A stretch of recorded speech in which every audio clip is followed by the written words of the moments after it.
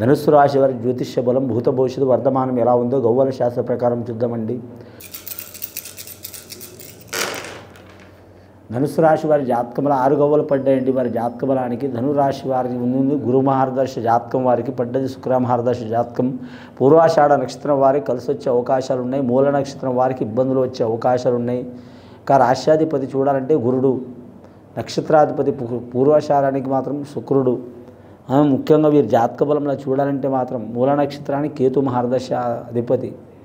ముఖ్యంగా ఈ రాశి వారికి శుభ అశుభ మిశ్రమ ఫలితాలు ఉన్నాయండి. మంచి కూడా అంతే ఉంది, ఇబ్బంది కూడా అంతే ఉంది. ఈ రాశి వారి జాతకం గ్రహకాల బలం మంచిగా లేదు. గోచార ఫలం రీత్యా గవ్వల శాస్త్ర ప్రకారం రీత్యా మాత్రం మిశ్రమ ఫలితం ఉంటుందండి. ఆలోచన శక్తి చాలా ఉంటుంది, వీరికి గ్రహణ శక్తి చాలా ఉంటుంది. అలాగే ఏ పని చేసినంటే చేసేదాకా వదిలిపెట్టరు. కానీ వీరి గుణం చూడాలంటే నిగూఢమైన గుణం ఉంటుంది. వీరి జాతకంలో కపటం ఉండదు. సామాన్యంగా ఏ మాట మాట్లాడరు, నిదానంగా మాట ఉంటుంది వీరి జాతక బలానికి. కానీ ఒట్టి మాటలు కట్టి పెడతారు, గట్టి పనులు తలబెడతారు. అటువంటి జ్యోతిష్య బలం వీరి జాతక బలంలా.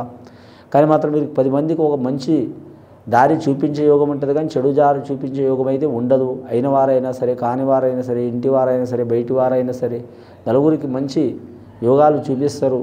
ఎంతటి సమస్యనైనా పరిష్కారం ఎంత యోగం ఉంటుంది వీరి జాతక బలంలా. సోమవారం అనుకూలం ఉంటుంది. ఏ కార్యం తలపెట్టినా మాత్రం సోమవారం మొదలు పెట్టడం, సప్తమి రోజు కానీ, దశమి రోజు కానీ, ఏకాదశి రోజు కానీ, త్రయోదశి రోజు కానీ, పంచమి రోజు కానీ మొదలు పెట్టడం మంచిది. అది ఏ నెల అయినా సరేనండి, బహుళపక్షమైనా శుక్లపక్షమైనా సరే వారు ఖచ్చితంగా మాత్రం సప్తమి, పంచమి, దశమి, ఏకాదశి, త్రయోదశి ఈ తిథుల్లో పని మొదలు పెట్టడం మంచిది. అందులో గురువారం, శుక్రవారం, మంగళవారం చాలా అనుకూలమైన యోగం ఉంటుంది. దగ్ధ యోగంలో మాత్రం చేయొద్దండి వీరి జాతక బలంలో. ముఖ్యంగా వీరి జాతకంలో చూడాలంటే మాత్రం ఆహార విహార విషయంలో జాగ్రత్తగా ఉండాలి. ఆరోగ్యంలో మాత్రం ఇబ్బందులు వచ్చే అవకాశం ఉంటుంది వీరి జాతక బలానికి. స్త్రీలకు గర్భదోషం ఉన్న వారికి అలాగే పురుషులకు మాత్రం శుక్రదోషం ఉన్న వారికి మాత్రం చాలా జాగ్రత్తగా పాటించాలి. ఖచ్చితంగా వీరి జాతక బలానికి మాత్రం శివునికి బిల్వ దళాలతో పూజ చేయడం చాలా వరకు మంచిది వీరి పేరు మీద.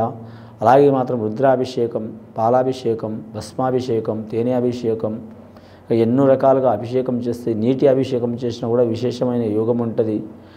పాలాభిషేకం చేస్తే సంతానంలో, కుటుంబంలో అధియోగం ఉంటుంది, ఆధిపత్య యోగం ఉంటుంది. కానీ మాత్రం రుద్రాభిషేకం చేస్తే కుటుంబానికి చాలా విరోధాలు వెళ్ళిపోయే అవకాశాలు ఉంటాయి. ఈ నరఘోష నరదిష్టి గురించి వీరు నివారణ చేసుకోవడం చాలా మంచిది. ఇది విని చూసి ఆచరించే వారికి గొప్ప ఫలితాలు కలుగుతాయండి. ధనుర్రాశి వారికి శుభం భూయాత్.